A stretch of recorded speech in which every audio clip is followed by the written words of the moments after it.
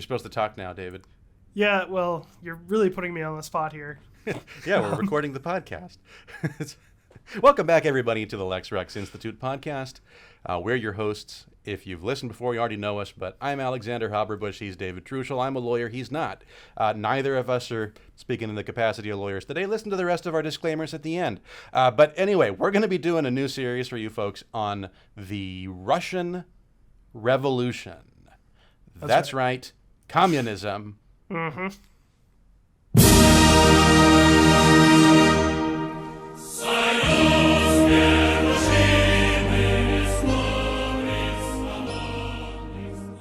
We're going to get into that. Okay. We did last summer. We had a very popular series called The Summer of the Revolutions, where we compared and contrasted the American and French revolutions. So backed by popular demand, we're going even further left this time and going to be talking about the Russians. Yeah. Before we move on... Far out of left field, right? Yeah. Well, what I was going to say is, I routinely see people rank the Soviet national anthem as one of the best in history, and I was just curious, where would you the place people it? rank it that way? Yes, the people. Yes, yeah. Capital Is T, it actually? P. Does it actually poll higher, or is it like 99% of the vote that it gets? Or if you vote for that one, can you just submit the ballot that you were sent? But you vote for any other one, you got to write it in. Like, how does? Well, before I can evaluate these stats, I got to know how they're collected. I'm not talking about any voting, appropriately enough. This is a decision that's being handed down from on high by, the technocracy. The Politburo, yes. Yeah. The party has decreed. Yeah, the commissars. But yeah, very, very often I see people rate that one as the best or like one of the top three. And I don't know what to make of that. The music's not bad. It's not the bad. Communists had sort of a mixed relationship with music. The God Save the Tsar section of Tchaikovsky's 1812 Overture, they cut that out and replaced it. I've got a recording with, I think, Svetlanov conducting that, and it's pretty horrendous censorship. But Stalin was kind of, he had traditionalist tastes to a certain extent when it comes. Well, he went back and forth on music. Shostakovich. Whether he was in his good graces or not, or had to premiere music in garages lined with mattresses. So he went back and forth. But anyway, we should probably get started. So let's play our intro. Let's hit that clip. These 3 words written larger than the rest, with a special pride never written before or since. Tall words proudly saying, "We the people." So you didn't join this podcast for our aesthetic judgments or for, whoever knows what else. Musicology. Or even political commentary, historical commentary. Why are we talking about history here, David? Well, there are a few reasons.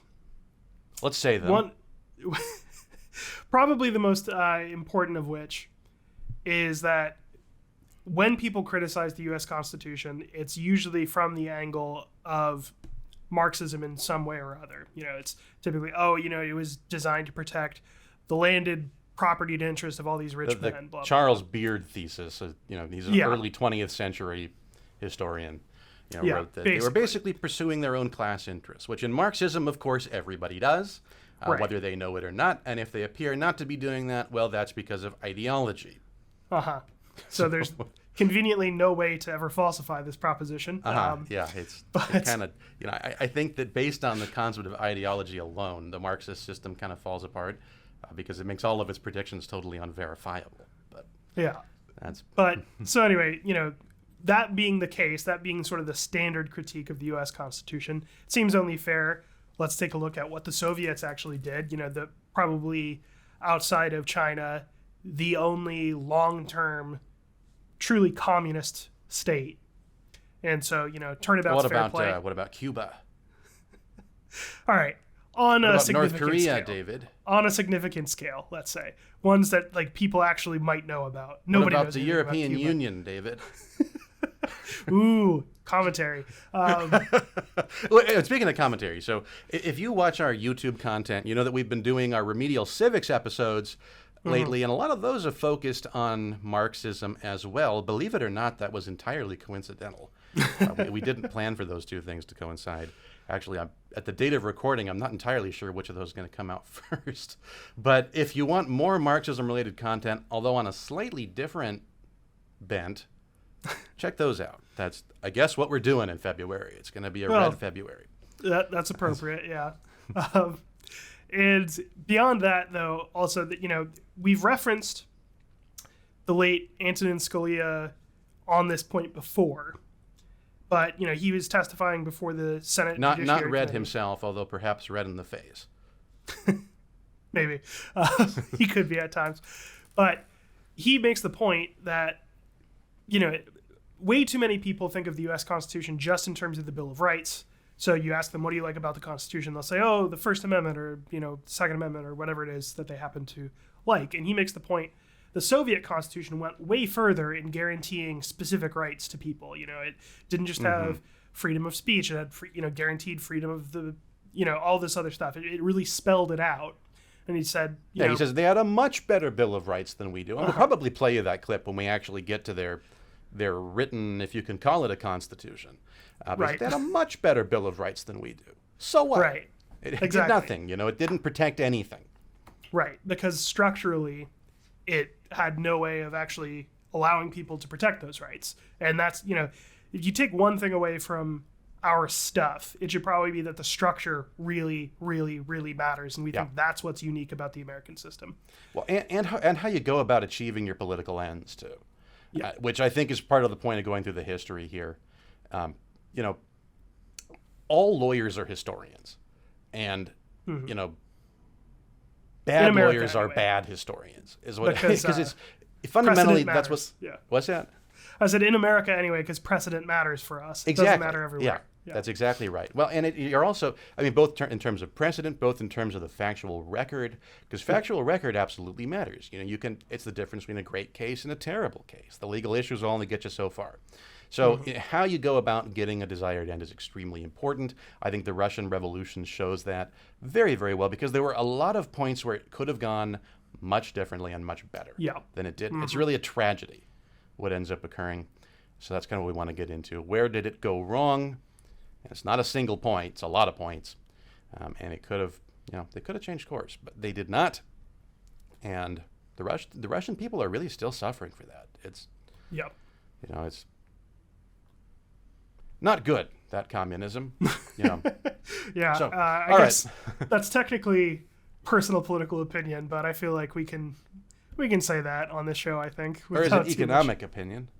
Ooh, good question. Or is it historical opinion? Depends. Or maybe it's just scientific opinion, since Marxism is scientific socialism. Yeah, or historical materialism, or dialectical materialism, or et cetera, et cetera. All of the claims they want to make for themselves. And none of which any of those really things probably outside my legal wheelhouse. Which this is why Marx, kind of studiously avoids legal commentary, because I think it would expose many of his ignorances. But neither here nor there. All right, David, set the scene for us. What year are we going to start off here? Right. So today, on this episode, we're going to be talking about the end of the Russian Tsarist system, the Russian Empire. And so that'll entail sort of beginning in 1858, but we're going to move on very quickly from there. So what's going on? Marx is still alive at this point, right? In 1858? I think that's right. Yeah, yes. He dies when? A little later. Like 1870-ish? I actually don't know for sure. 1883. Same year Wagner died, huh? That I didn't know. I would have thought that Wagner lived a little bit later than that, but we're off track. Anyway, so 1858. This is in the reign of Alexander II, who is remembered as sort of like the great reforming emperor, at least after Peter the Great, who did it much earlier. Yeah. So Tsarist rule, absolutist rule, right? The Tsar is more than king. The Tsar is Caesar, right? That's where that name comes from. The Tsar is emperor, and, intentionally kind of likes to harken back to the most famous emperors of the Byzantine Empire. Yeah. Autocrat, legally enshrined autocracy. The Tsar's word is law. And the Russian people, by and large, pretty favorable toward this system, right? For the most part, yeah. It was autocracy is for us a pretty dirty word. You'd accuse an enemy of being autocrat, but they actually use it as one of their titles, the Tsars. Yeah. And it's and the Tsar was viewed as the friend of the people. A lot of times his ministers weren't, but sort of a paternalistic attitude. He's everybody's daddy. Right, and it's who's your daddy? The Tsar Alexander's your daddy. It's got an almost religious aura to it. The idea being that the Tsar is sort of the reflection of God's rule. So God, he rules by himself. And this makes, because they have a state church there. And we've talked about state churches before. The Russian Orthodox Church was very much a state church. And if you know much about them, very steeped in their tradition and liturgy and those sorts of things, historically, whatever the religion is.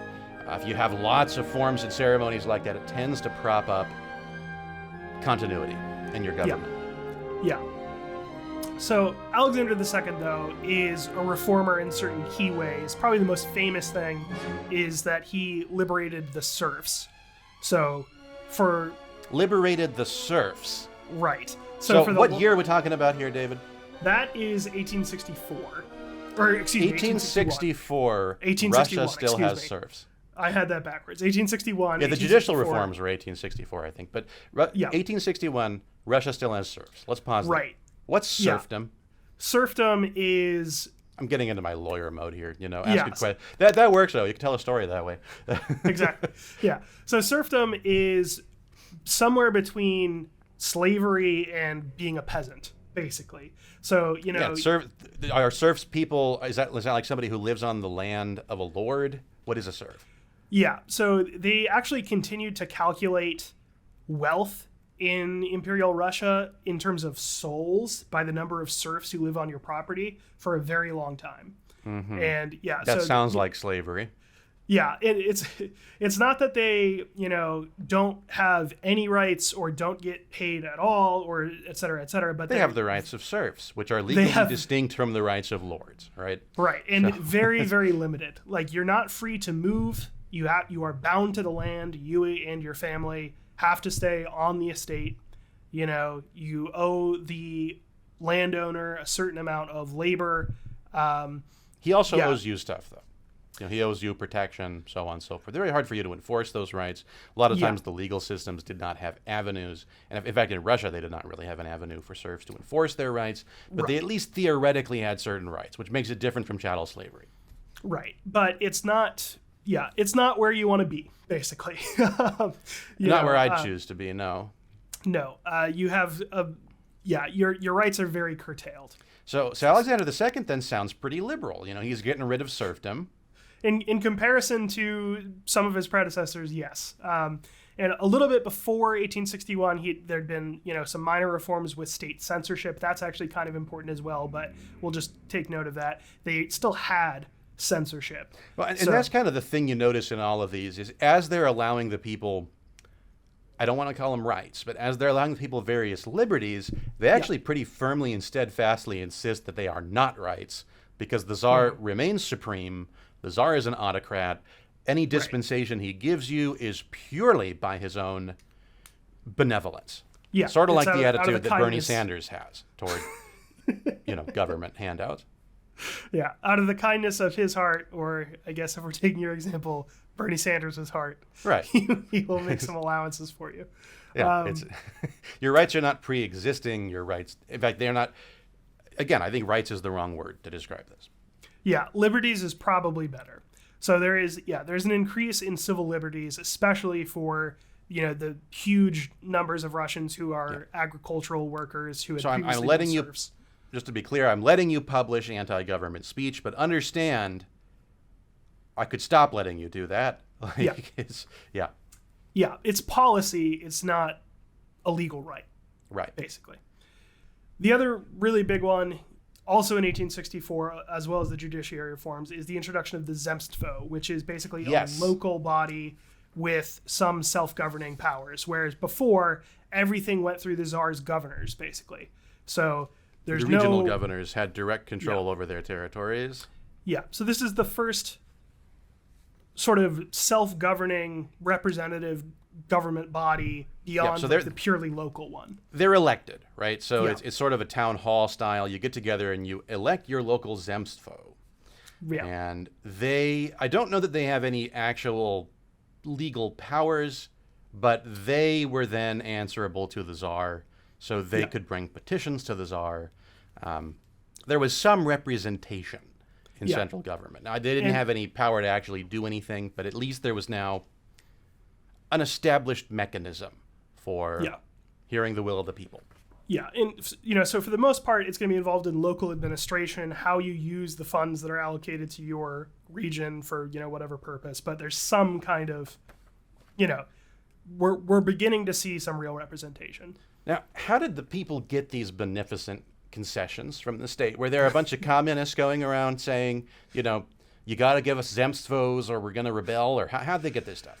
For the most part, it was because, there's a pretty marked tendency with the Russian emperors to be either westernizers, as they saw it, big admirers of developments in Western Europe, and they're like, we got to be modern, we got to follow the trends, we got to open up. You see that a lot, particularly, I think, people of the higher echelons in Russian society, because Russia was very, they were a bit late to the game compared to the rest of Europe. Everybody else had gotten rid of serfdom like 1,000 years earlier than that.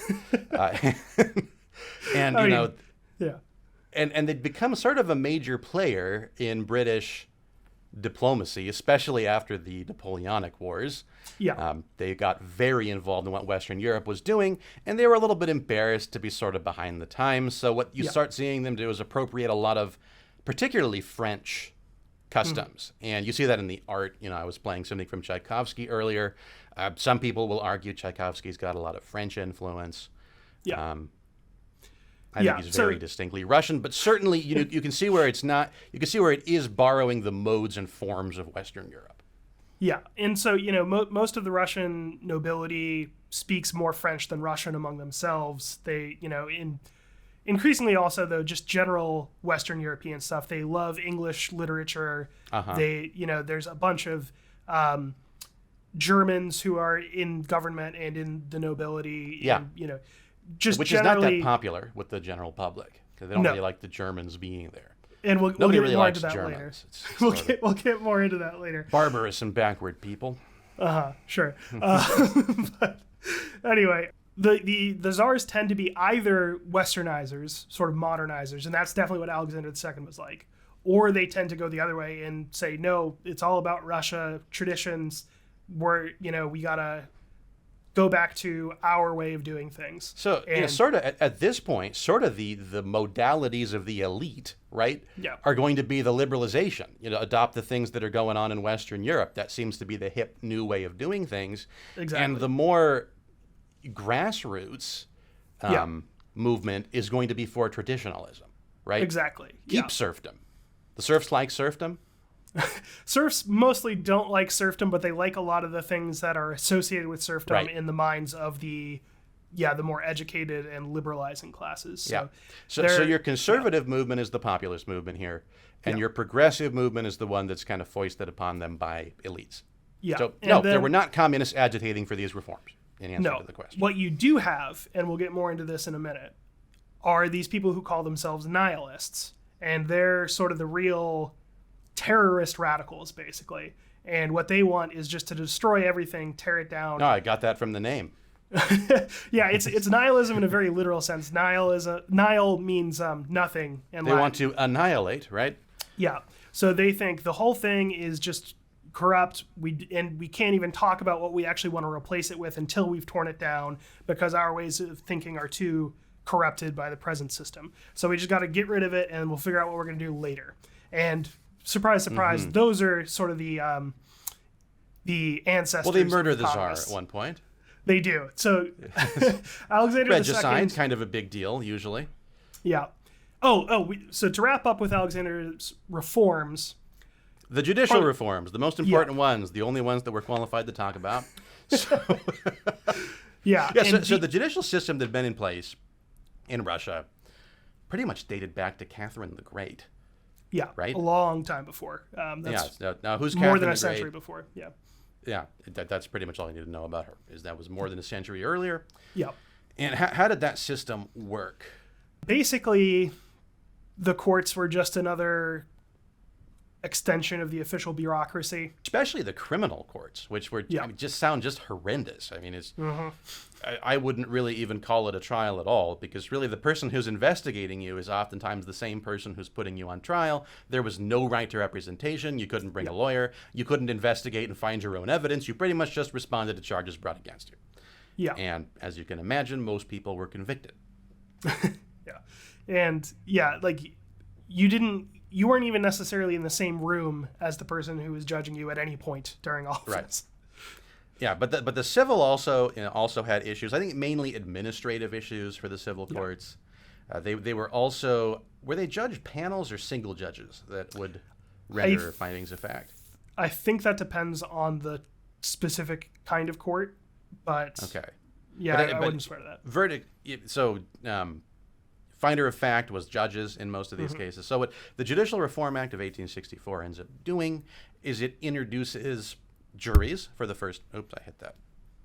Introduces juries for the first time in Russia, in both criminal and civil proceedings, and totally revamps the criminal justice system, makes it work basically the same way as the civil one. So now the defendant and the prosecution are equals before the court. Defense can bring their own evidence. The court is independent from the executive power. So you get an independent judiciary. Yeah, and you can have a defense attorney in a criminal trial for the first time in Russian history, which that feels like a pretty big one. Yeah. Yeah. They also they didn't really have lawyers before. I mean, there were people who could represent you in court, but they weren't really lawyers. They were scriveners. Yeah. So I think we get the first bar association in Russia at this time too. Somebody to actually vet lawyers, make sure they're competent. And I think that body was independent from the Tsar as well. I think it was a corporation. Yeah, so I was reading a little bit about this today, and basically the idea was there's still no independent legislative power, but this is the creation. Well, the Tsar is an autocrat. Right, but this is the creation of an independent judiciary. For the most countries to this day do not have an independent legislative and executive power. Yeah. That's what a parliamentary system is. So, this really brings Russia up to date. They no longer have to be embarrassed when they go to parties with the other countries. They can say that we're a liberal democracy just like you, except that we're not, because we're still an autocracy. Right. But because we can't shed that. That's important.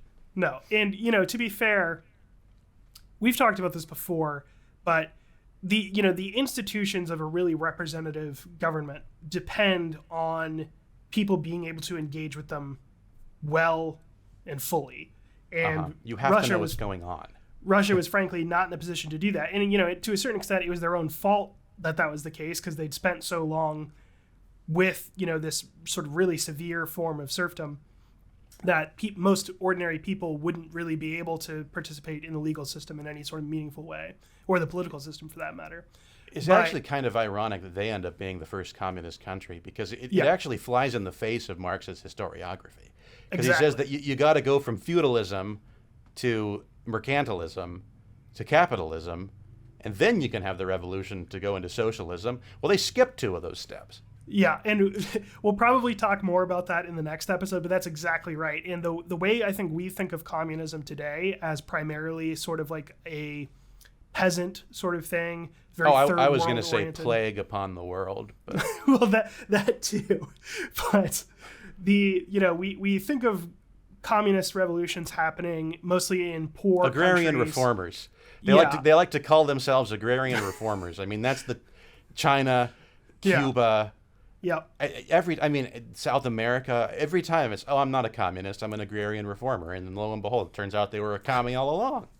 Right. But anyway, that image is completely reversed from what the sort of prevailing Marxist orthodoxy was, though, that it had to be developed economies that went communist. They were all expecting urban proletariat. They were all expecting it to happen in Germany or England or, actually mostly just those 2 places. It's got to be the urban proletariat. France, yeah. That's the factory workers. Like in that Russian movie Strike, they all work in the factory, and you could tell that they've become just like the cogs and the gears that they're forced to maintain until one day they assert their human spirit and, decide to shed their chains and work for Well, the world tonight, and so on and so forth. But anyway, we're a bit off track.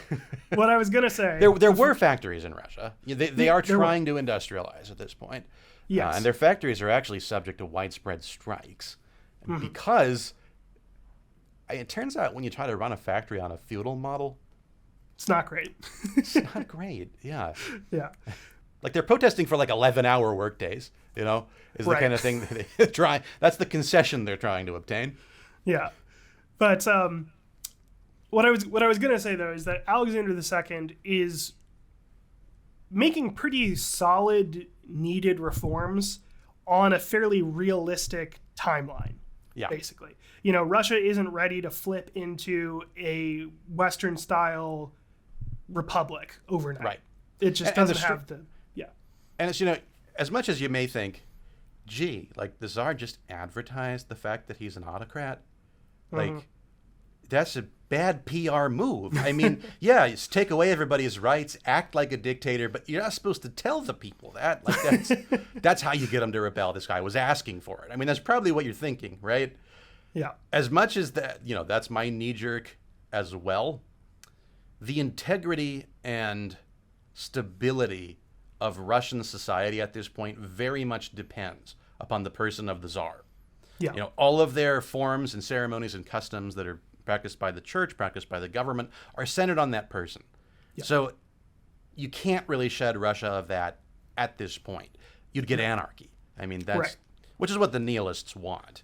So exactly. they're cool with that. But everybody else, for the most part, they like the Tsar. They view him like they're, he's the country's daddy. They love him, and they wouldn't want to get rid of him. Yeah. And so it's funny that you mentioned the nihilists. They don't like sort of gradualist reform because it might stabilize the system. I would imagine they wouldn't. They're called nihilists, David. Yeah. The last thing they want is a stable system. They assassinate Alexander II. Ooh. Yeah. And which taints revolutionary movements in Russia for a long time going forward. It does. And I talked earlier about Tsars being either one or the other of sort of modernizers or traditionalists. You get a pretty hardcore traditionalist backlash in his successors. The next couple of Tsars who come in, they're not really interested in reform. They actually walk back some of Alexander's reforms. Not next completely. You get Alexander 3.0 is the next guy. Yeah. Just when you thought you'd had enough Alexanders, you get the third one. Yeah. So we got a lot of Alexanders here at Lex Rex too. But. That's true. Well, we have two. I don't know if that counts as a lot, but more than one. Yeah. So he sort of curtails the Zemstvo a little bit, which, as we mentioned, was that sort of local regional representative governing body.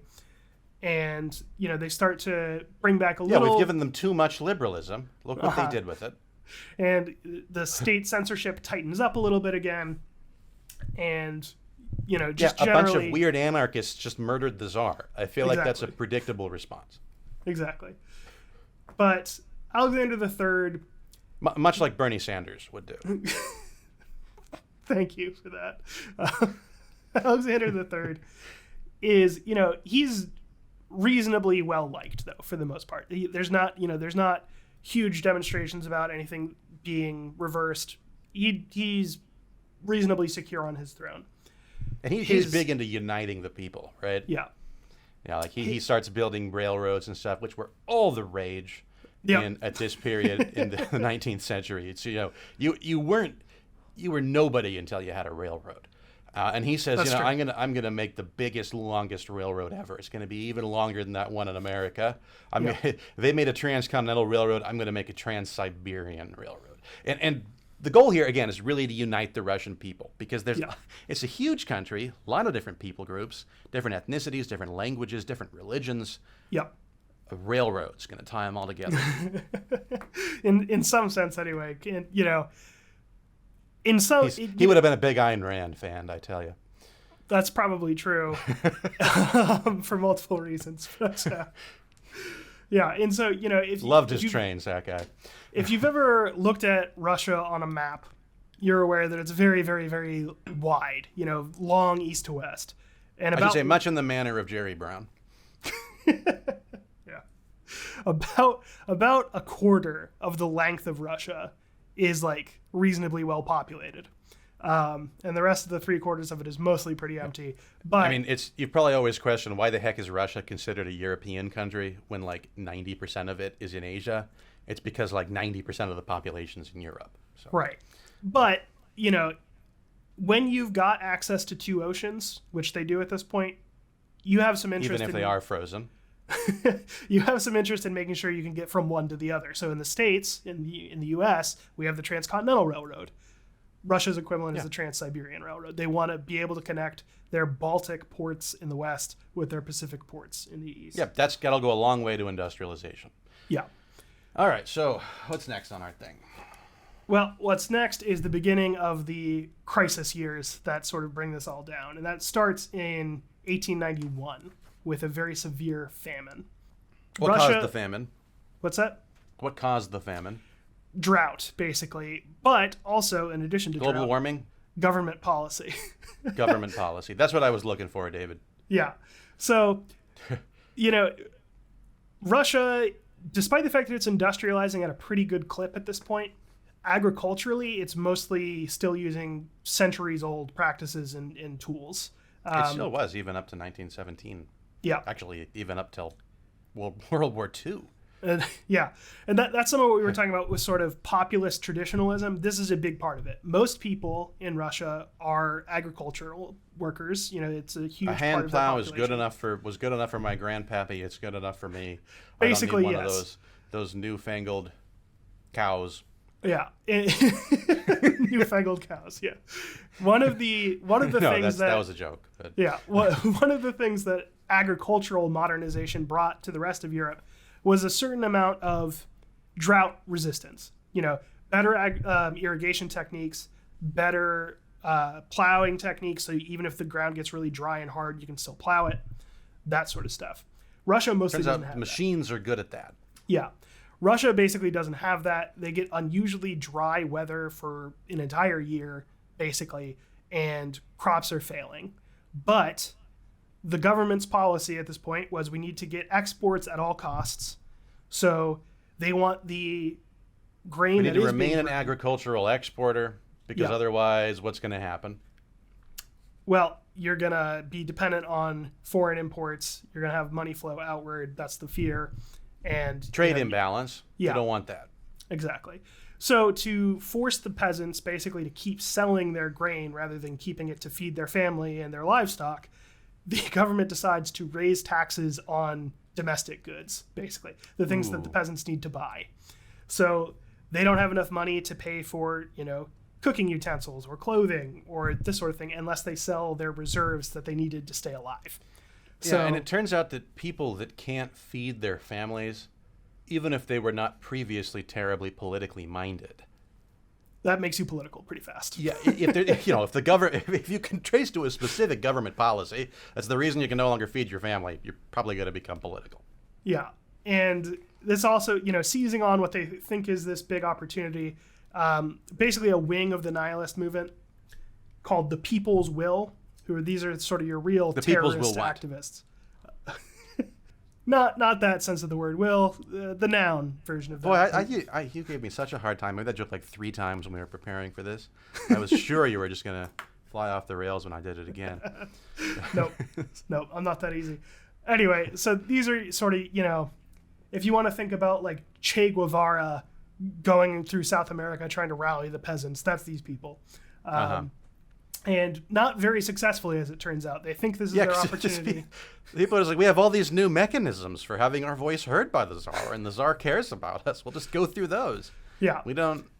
that's in part probably because of the reforms. There was a legally available means of resolving their issue. Yeah. And as we've mentioned before, the Tsar has tended to be a very popular figure throughout history, and he continues to be that. They think he's got their interests in mind. I think this is a pretty common feature of monarchies where if the ruling monarch has done a pretty good job, people always blame the officials below him before they'll blame him. Well, So that's true even in America. That's true of any executive. If you look at opinion ratings of Congress, they're consistently That's much, fair. much lower than of the president. that's fair. But in this case, it'd be like, But even in the American Revolution, it's for the longest time the the Continental Congress assumed that the king must have been ignorant of what was going on here, and Yeah. that it was all Parliament's fault. yeah. And so, similarly, people think, oh, it's the, Minister of the Interior or whatever. He's the problem. The Tsar, he'll have our backs. He'll do right by us. And, for the most part, people continue to feel that way. Yeah. And there is a shift, though, during this famine, especially in parts of the Russian Empire that weren't ethnically Russian, because the Russian Empire had come to absorb a lot of territories, Poland, Finland. Well, and as we mentioned, Tsar Alexander III was big on sort of homogenization of the Russian people. Mm-hmm. And people don't really like it when you start trying to change their language and religion by force. Right. Just ask my clients. Yeah, fair enough. So We bring lawsuits where the government's trying to change their religion or political affiliation by force. That's what they're doing, by compelling speech they don't agree with. yeah. And so, while the system is still pretty secure at this point, but you're starting to see a little wobbliness in it, basically. That we're starting to get some hints that people are dissatisfied. I'm not sure I like this whole autocracy thing. That's what Right. makes him. That's what makes him able to order me to speak Russian now. Yeah. I'm not sure I'm a fan of that. I think I should have been able to vote on whether or not I'm forced to speak Russian now. Everybody around me would have agreed that no, I shouldn't be, Yeah. And, because I don't speak Russian either. it's one of those principles where if you want all the credit when things are going well, you're going to get all the blame when things don't go well. And Well, but Donald Trump said prior to the midterm election, he said that if it goes well, then he should deserve all of the credit, and that if Right. it goes poorly, he should get none of the blame. well, that's because it's just it's axiomatically true that he is a winner. So That's right. That's right.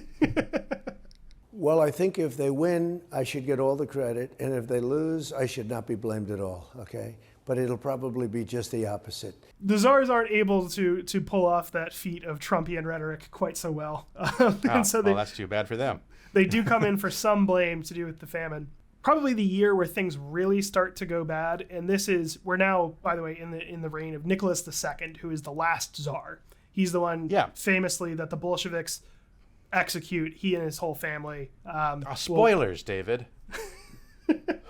I think people know that, right? I hope they know that, but if not, he's the one that they killed all of them except for possibly the Grand Duchess Anastasia. Yeah, Anastasia, who. Well, we probably won't talk about Anastasia. You watch guess the DreamWorks movie if you want to know what happened there.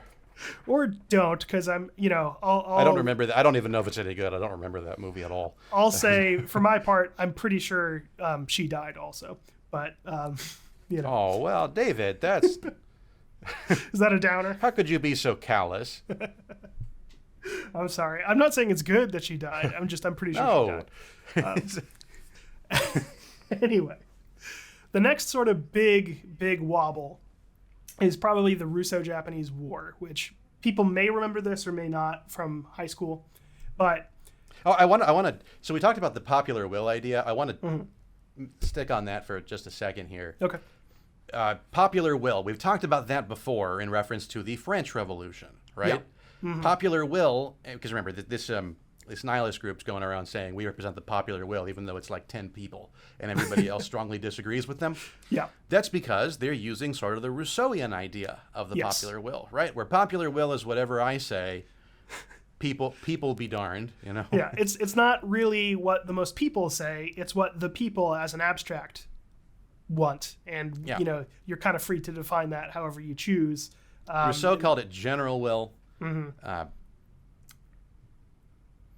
Hegel called it the world spirit. Yes, he did. And Marx just called it dialectical materialism. Exactly, because, there is no new thing under the sun, as it turns out. Right. But, But it's very important that they represent the will of the people, whatever the demographics may say. whatever individual people or even almost all the people may say. Yeah. So anyway, We could brand the podcast that way. The only podcast that represents the general the will of the people. Yeah. The world spirit. That world spirit's my favorite word for that. Weltgeist, right? Weltgeist, Yeah, Weltanschauung is worldview. Is worldview, yeah. So we're the Weltgeist podcast. So no, we're not. We're going to stick with Lex Rex Institute podcast. But anyway, they're not even the opinions of the Lex Rex Institute. No. It's just the individuals expressing them. I couldn't get much further from Weltgeist there. Anyway, so Russo-Japanese War. Yeah. So this starts in 1904, and basically Japan is a modernizing country at this point as well, and they because Russia reaches all the way to the Pacific. Japan and Russia, they have a sort of sphere of interest that coincides in East Asia because Russia has reached the Pacific at this point. They've got interests in Korea. They've got interests in China. Manchuria is kind of the real dispute, and it remains disputed. I mean, if you know a lot about World War II, they're still fighting over that region. Yeah. Manchuria is the area that they really want to settle. Yeah, and so, they've been sort of famous for the candidate that it produced. Good, nice reference. Anyway. Well, communism, Yeah, they're tangling with Russia over disputes about Korea, mostly in Manchuria. And Japan decides, we got to do something about this. They attack the Russian fleet in Port Arthur, which is, despite its name, a Russian port on the Pacific. Mm-hmm. And they basically succeed in taking out that fleet. Russia, meanwhile, has... very contrary to what Nicholas II promises will happen. Yes. So that's a big part of the story, is he and his government have been talking up, we're a European country, we're advanced, they're backwards. Look, Asian people. We have people that vote now. Right. We've got it all. We have a couple of factories. We have a guy that writes quasi-French music. We've got a railroad. We've got it all. Yeah. We are going to destroy these Eastern, backwards backward people. Yeah. Right. It's going to be a bloodbath. Right. And so they're talking it up. And meanwhile, I read a book about this period at one point. We got a train even. They do have a train. Privately, Nicholas is actually kind of worried because, he has some common sense and realizes Japan is right there. You shouldn't have talked such a big game, had you, Nicholas? Japan is right there with all of their assets. Their army and navy are in the right spot to fight a war in the Pacific. And if you look at a map, it's like that far. But whereas Russia's like, I can't even fit it on the frame. It's so far. If you're trying to move from the population center of Russia to the Pacific Ocean, it's quite a long way.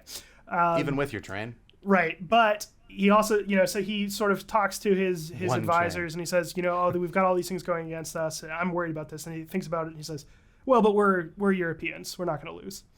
He bought his own propaganda. So, he just bought his own propaganda. You never want to do that. Mm-hmm.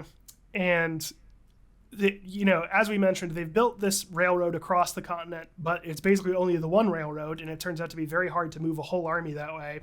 And it's usually buried in ice. Huge portions of it, because as the name may suggest, it goes through Siberia. Yeah. And in the meantime, the demands of You can see a lot of this stuff in the movie Dr. Zhivago, by the way, which is a really good movie. I've actually Ron never Paul's seen that one. favorite movie.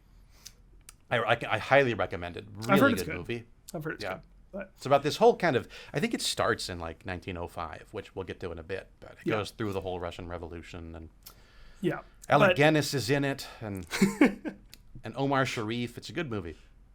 Who does Omar Sharif play? Dr. Zhivago. Oh, really? Oh, okay. All right. Yeah, he's the main character. All right. Anyway, it also turns out that paying to move an entire navy basically the whole way around the world, as well as transporting an army by a single railroad, turns out to be pretty expensive. So, tax. There's no short way to take your navy. No. The shortest way would be around the poles, but those are frozen. Yeah. And, so you got to go all the way around to Africa. I guess you could pay Britain to use the Suez. They make a couple attempts to move parts of their navy. A couple of times they go the whole way around Africa, which that's a really long way. I don't think it was yet British at this point. No, That's it was. not important anyway. The Suez was British at that point. Okay. And they do at one point reach an accommodation with Britain to use the Suez.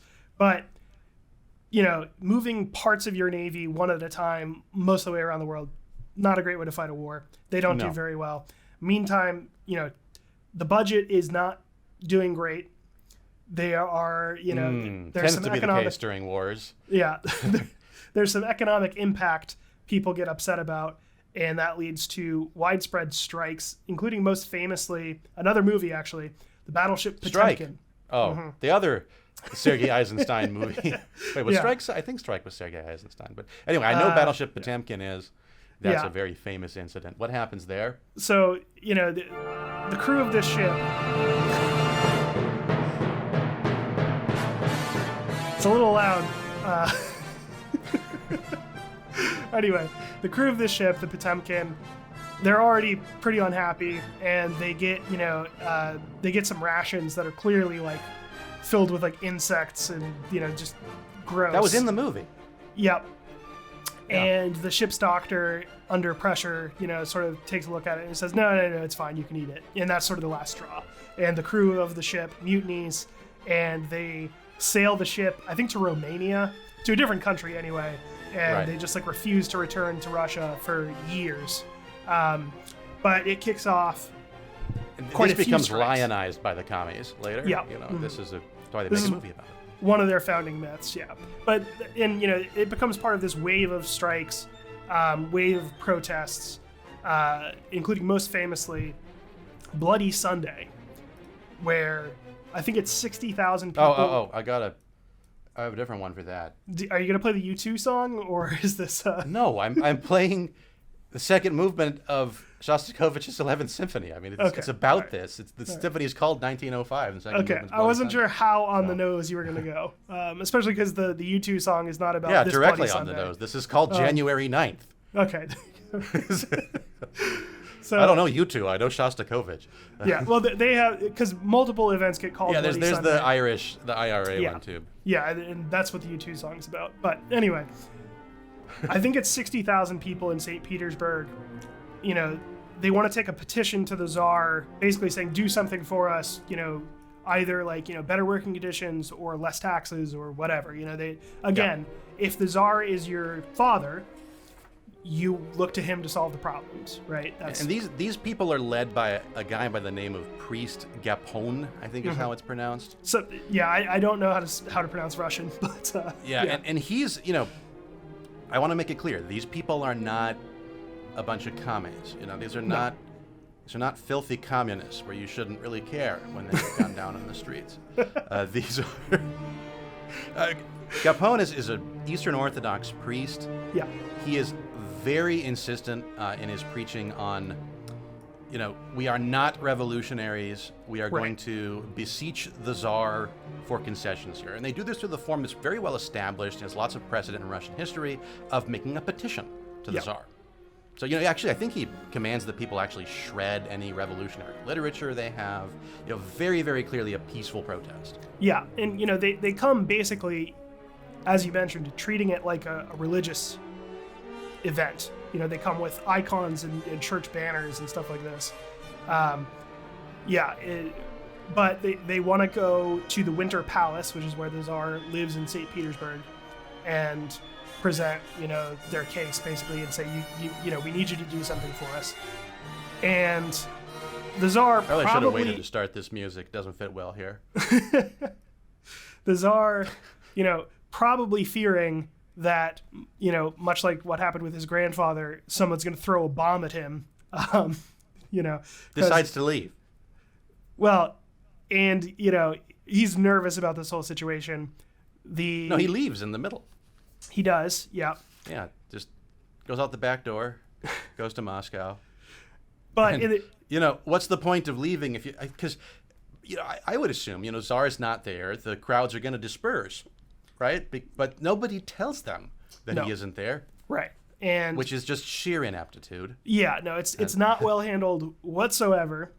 And, I think it's one of those things which is very often the case, I think, in things that get remembered historically as massacres, where somebody gets nervous, somebody with a gun gets nervous, and just sort of loses their courage and shoots at somebody. It's actually... it's a lot. It kind of reminds me of what happened in Uvalde, Texas, in that it's a bunch of different military groups that were protecting the Tsar's palace at the time without a clear command structure. So they're kind of given general orders to disperse the crowd, but some of the groups take that as we should join the crowd and also protest the Tsar, and some of the groups take that as we should just break them into a bunch of smaller little groups and have them continue to approach the palace, and then others take that as we should shoot them on sight. Right, and that's eventually what happens. Somewhere between like 150 and 300 people end up dead in the aftermath. Yeah. Several hundred Tsar more. never ordered it. Tsar didn't want it. Tsar didn't even know about it until later because he wasn't there. Yeah. But nevertheless, the Tsar takes the blame. Yeah. So you've got a few hundred. That's the downside of autocracy. Exactly. Yeah. Like, as we've been talking about, if you want to be the man, then the buck does stop with you, unfortunately, when things go wrong. Yeah, at the very least, it's your fault for not being there, right? Right. And so, in the midst of this disastrous war effort that's going on, now you have all this social unrest because of Bloody Sunday. 200 people's a lot. Yeah. With the Boston Massacre was how many that basically spurred our revolution? The Boston Massacre that spurred our revolution was 5 people. 5. That's... Yeah. What is that? That's like... I can't do math. Like 30 times, no, more than 30. It's like it depends 60 times fewer. It depends on whether you go with the top or the bottom of the range. But yeah, orders of magnitude more. Right. Anyway. And remember, with many hundred more wounded as well. It's not just the fatalities. And the Bolsheviks and the Mensheviks didn't participate in this event. The communists did not participate because they felt that the demands were insufficiently specific in terms of the political demands made. So remember, these people gunned down aren't communists. They're people. No, exactly. Most of them probably pretty traditionalist because they are, they're trying to use basically an ancient form here, like a direct petition to the ruler to get what they want. Right. What does happen in the aftermath... They do not get what they want. Instead, they get death. Yeah. What does happen in the aftermath, and remember, this is while Russia is still fighting the Japanese, you get widespread strikes at this point, basically as a form of protest. I would be mad about that, to be completely frank. I'd be pretty mad about that. Yeah. And this is where the That's communists... a lot of Bolshevik, if you ask me. And this is where the communists do get involved. They try to hijack, basically, these demonstrations and turn them into radical political events. The one place where they have any degree of success on this is in Moscow, which at this point, Moscow is not the capital of the Russian Empire. It is, a very large city, culturally very important, but the capital has been moved to St. Petersburg. Right. But Moscow, they distribute weapons to some of the striking workers. They try to build barricades in the street. Bike locks? Maybe. It collapses pretty quickly. It's, again, like they're not getting people to bite on what they have on offer, basically. But you are starting to see some real cracks in the foundation, especially, the combination of having to fight a war and deal with internal instability. It's too much. So they try to come to a quick peace deal with the Japanese, on, bad terms. You can keep it. You can keep Manchuria. Especially... And that creates a whole half century of problems. Yeah. And especially when you've been shooting your mouth off talking about how, we'll never lose to these backwards people. We're so great. We're so great. And then you basically fall flat on your face. Doesn't do a lot for your prestige. Especially when you've just murdered 300 of your own people.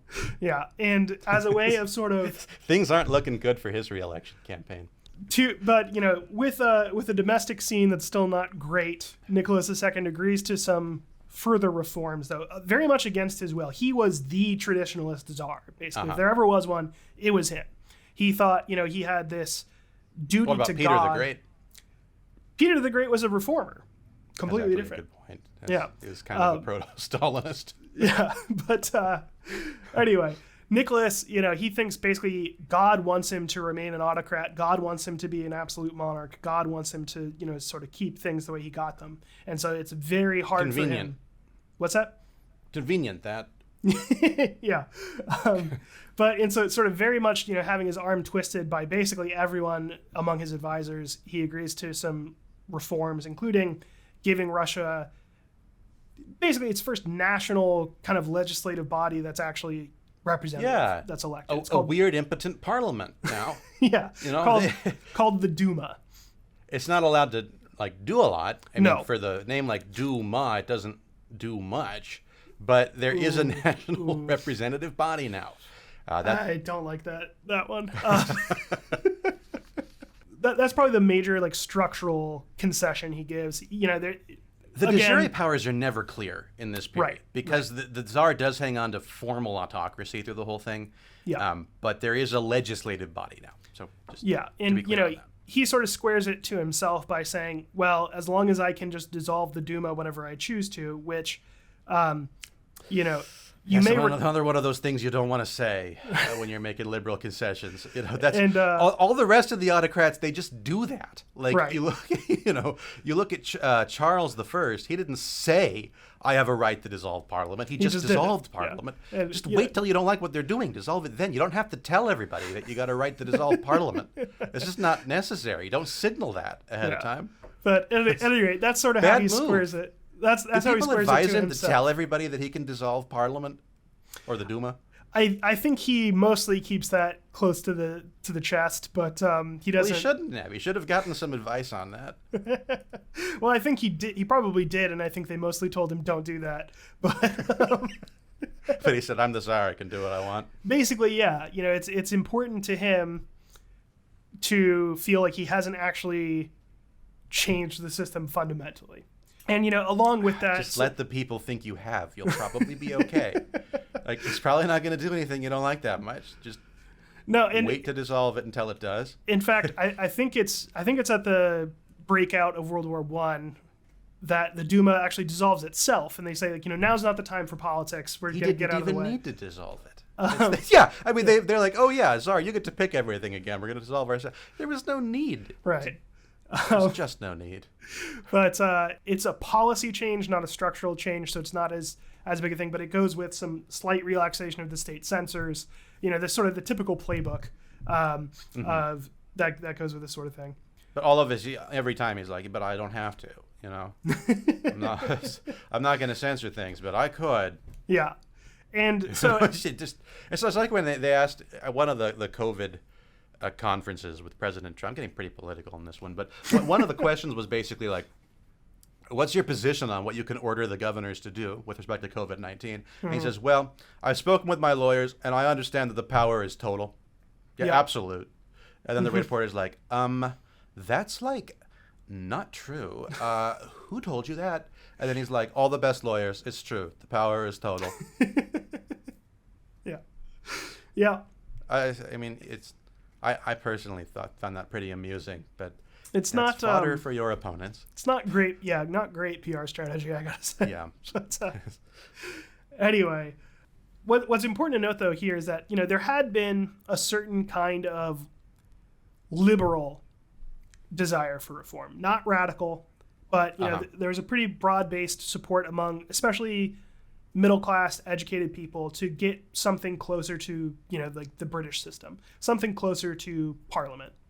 Right. And the Duma, as much as it wasn't a parliament, properly speaking, it didn't have real independent legislative power, but it felt close enough for most people. They felt like their voices part of the were going to be heard. Part of the problem too is they weren't copying Britain exclusively; they were copying France. Yeah, that's which true too. Had a new system of government every couple of years, and as we Yeah. looked at, none of them were terribly functional. No. So, what are you going to do when that's your model? Yeah. But for the most part, though, those kind of people were pretty satisfied at this point. They didn't really feel the need for a lot of additional change. And that really sort of took the wind out of the sails of people like the nihilists or the emerging communist groups in Russia. At this point, you do have the beginnings of a sort of vocal communist movement. But they were extremely sidelined. They were very much, most of them left Russia, either because they were exiled or because they just didn't want to be around anymore and wanted to go somewhere cooler where they could be more communist, like Europe. The irony is, though, and the reason we stress all this liberalization is the irony is that Marxist accelerationism tends not to work. Yeah. It's you don't get Marxist revolutions when you encourage the government to be more repressive to the worker. Marxist revolutions tend to come on the heels of a great deal of liberalization. The problems that Marxists are trying to correct, ostensibly trying to correct, because I don't know that they're honest about that, but the problems they're ostensibly trying to correct are generally already being corrected when Marxist revolutions take place. So that's certainly true here. How long have we been talking, by the way? What are we? An hour 4. Okay, so I think we save the beginning of the actual communist phase for next time. But suffice it to say, things really only come down when World War I utterly destabilizes Russian society on like every level. Right. And it's not. There's nothing inevitable about it, if you ask me. That's the classic Marxist interpretation of history, is that everything is always working toward a communist revolution. I don't think there's anything to suggest that in the history up to World War I. Well, we've shown a lot of points that where it would have been avoidable earlier on. Yeah. And at this point, it's still very avoidable. Yeah. But so no, not inevitable at all. No, but as we've also seen, bad quality government, when you're a one-man government in theory, is likely to cause a lot of problems. Right. And I guess we should probably leave it there for now. So next week we'll look at World War I, and we'll look at the actual Bolsheviks. So we kind of have skirted, the communists have kind of been hiding in the background this whole time. They're going to come into the foreground next week. So join us for that podcast, and where we'll actually get into what the communists thought, believed, and did in Russia, and the system that they, and probably the next week after that, we'll look at the system that they installed. Yeah, and whether or not it did what it promised. Were the people lied to? Spoiler, yes, they were. He did not dishonor his oath to Lenin, David. Let's see. Faithful to his oath to Lenin. We'll have to talk about that movie at some point in the next couple of weeks. But, yeah, it's actually a line in a hymn sung to Stalin from a movie funded and scripted by Stalin. A wonderful, terrific movie, especially if you care about the density of steel. Or if you ever wanted dating advice from Stalin, this is your movie. This is, I think, the only one where you can get that. So, played by the actual body double for Stalin. Really? So this is, basically the real Stalin, since it's the only one that anybody ever saw. Yeah. We have anything for Captain Kangaroo Court this week? We do, so if you want to hit that theme song. All right, let me find it. All right, and in case you thought that you weren't going to get any of this today, you were wrong. We still have it, where we explore the magical, wonderful, strange world of injustice throughout the land. Captain Kangaroo Court. Yeah. This time, all right, I'll admit, I have a few things sort of in my file for this. We are running overtime again, so I think maybe just once again. And this is let's do 2. This is all right. Well, we'll see. But this is going to be a throwback because this is a hot take, but it's one that is actually surprisingly relevant while also just being pretty infuriating. So this is a tweet. This is from Twitter. Yeah, from someone who, based on their emojis in their Twitter profile, seems to be British or from, at least an Anglophile, as well as supporting Ukraine. Got that Ukrainian flag.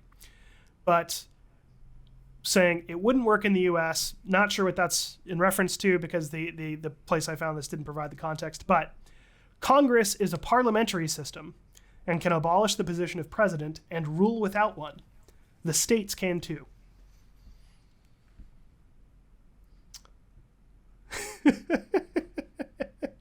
No, that's wrong. Yeah, we haven't said this in a while, but $1 a day can keep this person off Twitter. Send us $1 a day, and that's all it takes. Keep this person off of Twitter. That's what? Yeah, one of the frequent sort of contrasting. They are very famously not a Yeah, I don't even know where to begin on. I hope that you know this is wrong. It's to the point, a pretty common way of distinguishing different types of governments that are representative governments from each other is to say, are they a parliamentary system or are they a presidential system? Yeah. The U.S. That's a good point. We have a president, so I hope you can guess that means we are not a parliamentary system. Right. What are the and they're using two different senses of parliamentary too. Because That's true too. Yeah. in the one part they're referring to like parliamentary government, and then Right. the second half is referring to parliamentary rules of order. Mm-hmm. Like if you're using Robert's Rules of Order, they're talking about how you appoint and remove a president of like a committee. Yeah. Yeah. So it's not even using parliamentary correctly. And then what I find really fascinating is the idea that Also, by the way, the House and Senate do have their own rules of order. yeah, that's true. They have to approve them each session of Congress because the Constitution says that you can't have any rule of Congress as binding upon a future rule of Congress. Mm-hmm. So basically, you can't just get entrenched systems that evolve over time the way that they did in the British Parliament. They actually have to pass new rules of order every session. So that's, how you call the question, Yeah. how committees are formed, how a bill gets on the floor, the manner in which votes are called, who can talk when, rules of that sort. They have to pass them again every new Congress. It's not parliamentary rules. I mean, people might call it that colloquially, but they have their own rules. Yeah, people may remember that the parliamentarian of Congress was in the news last year, the year before, I forget. But to do with some procedural questions in Congress. But what I find interesting too, though, here is this contrast between Congress being able to abolish the system of a president, which, as you mentioned, Yeah, and then it just jumps to the states can do it. yeah, which, I as don't you know, mentioned, you're not going to find that in Robert's Rules of Order, I tell you that. yeah, because we seem to be, granting them the benefit of the doubt. Maybe that's what they meant about Congress being able to do without a president. Is that in the sort of functional sense, they don't need to have a president of the board, basically. But I'm pretty sure that's what they meant. But then That's what the would only it way in mean which for parliamentary would be relevant? what would the states be doing in that case, though? That's just an additional thing. Also, the states can get rid of the president. Yeah, not quite sure what that means. But Now, the states could pass a constitutional amendment abolishing the office of president. they could do that. That is true. That is true. I don't think that's ever going to happen. No, and I don't think they should do that. No, But they could. they could in theory do that. All right, that was horrendously bad. Yeah. Yeah, really. $1 a day. Donate, lexrex.org/donate. We'll keep this person off Twitter. Yeah. That's a promise. It's not a promise. That person's probably No. still going to be on Twitter. Yeah, we probably can't actually do anything about that. Well, we can educate her. If we can get in touch with her, yeah, maybe. Yeah. We get a big enough audience, maybe. This one we're going to have to go through at light speed, but you had an episode of Remedial Civics somewhat recently about sumptuary laws. And I did. It wasn't supposed to be that, but it did end up being that, yeah. For people who haven't seen that video or aren't familiar in general, sumptuary laws are laws about, sort of personal behaviors, things you could wear, things you can eat. And Yeah. historically, these have been extremely popular to implement. I found... And believe it or not, these didn't come from the fashionistas, the high fashion folks. They actually came from the more conservative folks who didn't like people to dress in, flashy, ostentatious garb. Yeah, and so I found this article. You're scrolling awfully fast, David. Yes, because most of them are not actually that surprising. Okay. Well, I saw playing football was on there. Yeah, that one I Football think was a relatively new sport. well they mean that was around in the medieval times. they mean football, not football. Oh, the European kind? Yes. Oh, I see you do have a Union Jack selected there at the top, so I guess that makes sense. Yeah. So this is an article that's called like the 7 most obscure laws of the English medieval era or something like that. Most of the things they chose, I think, are actually not that obscure if you know anything about medieval history, because it's stuff like, the royal forests, you can't go hunting in them, and like, If you've read Robin Hood, you know that. yeah, Like, if you know anything about medieval Europe, you know that. yeah. But If you've seen the Disney Robin Hood, I'm pretty sure you know that. this one though actually did surprise I don't me. actually remember. That might not be mentioned. I haven't seen that movie since I was probably 8. But It's in Men in Tights, though, because they spoofed the scene from the Errol Flynn Robin Hood where he comes in with the deer over his shoulders, but he has the pig instead and says he hunted that in the King's Forest. So it's in the Mel Brooks Robin Hood, if nothing else. yeah. But this one I actually found somewhat surprising. This is the last one on their list, and they say it was enacted in 1336 and repealed in 1856. But Edward II, quote, criticized the outrageous and excessive multitudes of meats and dishes that his nobles were eating. A 1336 statute. Oh, my dad would sympathize with him. He hates multi-course meals. Yeah. So bring it all out at once, A 1336 statute of Edward III lamented the many mischiefs that were caused by many sorts of costly meats which people of this realm have used. And it ruled that no man of whatever rank he be shall be served a meal with more than 2 courses. And then they say, except at certain festivals like Christmas, on which 3 courses were allowed. So when it's Christmas. So you have to have dessert or salad. Yeah, you can have. You can't have both. Or you could, if you want to get, if you're really a savory inclined person, which generally speaking I am, I tend to prefer savory to sweet. Maybe you go soup and salad and a main. But only on, that would be 3 courses, David. Exactly, but only on Christmas. That's what I'm saying. On Christmas you can do it. Yeah, the rest of the time you can't do that. And this this also reminds me one of my favorite Onion articles that I've ever shown you. The headline was "Modern Day Caligula Orders Everything Bagel." And it was all about this idea that this guy, who could have comprehended the luxury of ordering a bagel that has sesame seeds and poppy seeds and garlic on it? He couldn't be satisfied with just one. Exactly. Exactly. Yeah. But I thought it was interesting because, you think of medieval feasts and you think of the king as being this guy who wants all the courses you can possibly get, pheasant and pork and all this stuff. But apparently not. Edward III, he thought salad and main, or main and dessert. In America, this law, well, it would be of dubious constitutionality because Congress could say that they're banning restaurants from serving more than 2 courses because that would be a regulation of interstate commerce. What if it sources all its food from in-state? That case has already been heard. I know. That's already been decided. It may serve patrons from out of state. So yeah, we've talked about it as well. Yeah. So according to the FDR era court, this would probably be legal as long as it's not also regulating like family meals. Unless it's family meals for farmers, because anything they use themselves could affect the interstate market. That's true. Because they would otherwise sell it on an interstate market, so they can regulate that. Yeah, if they were to pass a law like this, give us a call anyway. We don't think that precedent is good or valid, but that is the current state of law. Is that this law would be perfectly fine. So it's almost as bad as the Bloomberg soda law, if you think about it. Almost as bad. It's pretty similar, actually. Except that, his is actually a little bit worse because if you're looking at the Edward III one, is we don't want people to be excessive, garish. It's designed to sort of make people be moderate and restrained in their activities, whereas Mayor Bloomberg just thinks that people are getting too fat and drinking too much soda. No fatties. Just people don't know that it's bad for them, so we got to limit how much they take in. Yeah.